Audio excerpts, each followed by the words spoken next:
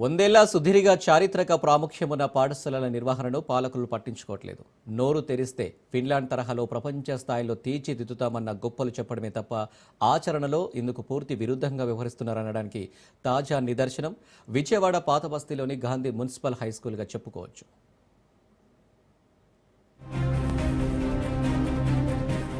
విజయవాడలోని పాతబస్తీలోని గాంధీ మున్సిపల్ స్కూల్కు 100 పైబడిన చరిత్ర ఉంది. 2 అంతస్తులు నిర్మించిన 40 గదులు 100 పూర్తయినా చెక్కు చెదరలేదు. అయితే అప్పట్లో పాఠశాలకు కేటాయించిన విశాలమైన ఆట స్థలం కూచించుకుపోయింది. గత ప్రభుత్వం పాఠశాల అభివృద్ధి పేరుతో హడావుడి చేసి సచివాలయ భవనం నిర్మించింది. ఒక మొబైల్ ఫోన్ టవర్ను ఏర్పాటు చేశారు. స్కూల్ ప్రాంగణంలో మహిళా కళాశాల సైతం ఏర్పాటైంది.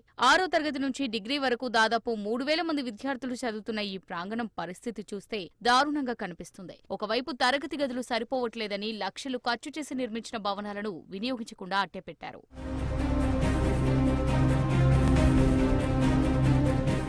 విద్యార్థులకు మానసిక ఆరోగ్యంతో పాటు శారీరక దృఢత్వం కోసం క్రీడలను ప్రోత్సహించేందుకు ఏర్పాటు చేసిన విశాలమైన ఆట స్థలంలో ఎలాంటి క్రీడా పరికరాలు లేవు. బ్యాడ్మింటన్, కబడ్డీ తదితర కోర్టులు ఏర్పాటు చేసే విషయాన్ని ఎవరూ పట్టించుకోలేదు. ప్రతినిత్యం వేలాది మంది వేకువజాము నుంచే ప్రాంగణంలో వాకింగ్ చేస్తుంటారు. ఈ ప్రాంగణంలో అసాంఘిక కార్యక్రమాలు జరుగుతున్నాయని విద్యార్థుల తల్లిదండ్రులు వాపోతున్నారు. దగ్గరలోనే 1 టౌన్ పోలీస్ స్టేషన్ ఉన్నప్పటికీ పట్టించుకునేవారే కరువయ్యారు.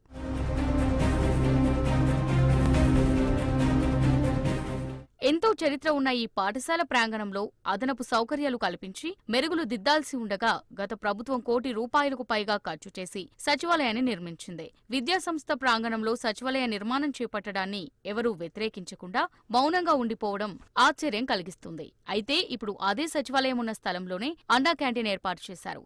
విద్యాసంస్థ ప్రాంగణాల్లో చదువులకు విద్యార్థుల మనోవికాసానికి ఎలాంటి ఇబ్బందులు లేకుండా చర్యలు తీసుకోవాల్సిన అధికారులు, పాలకులు ప్రభుత్వాల మెప్పు కోసం తాపత్రయపడుతుండడం తీవ్ర విమర్శలకు గురవుతుంది. ఎంతో చరిత్ర, 100 ఏళ్ల చరిత్ర ఉన్న బ్రిటిష్ కాలంలో కట్టిన గాంధీజీ మున్సిపల్ స్కూల్ అంటే ఎవరికి తెలియని వారంటూ ఎవరు ఉండరు విజయవాడలో. అది కూడా స్కూల్తో పాటు కాలేజీలను కూడా కట్టారు.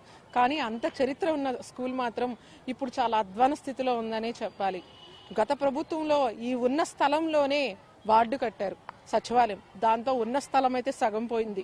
ఇంకోటి చూస్తే సరైన ఫెసిలిటేటర్స్ కానీ టీచర్స్ కానీ లేదంటూ కూడా ఇక్కడ ఉన్న విద్యార్థులైతే కానీ స్థానికులు తల్లిదండ్రులు అయితే వాపోతున్నారు. దీన్ని ఇంకా అభివృద్ధి చేస్తే సరిగా విద్యార్థులకు కానీ ఉపాధ్యాయులకు కానీ అన్ని విధాలుగా కూడా ఉపయోగపడుతుందంటూ కూడా చెప్తున్న పరిస్థితి ఇక్కడ నెలకొంది.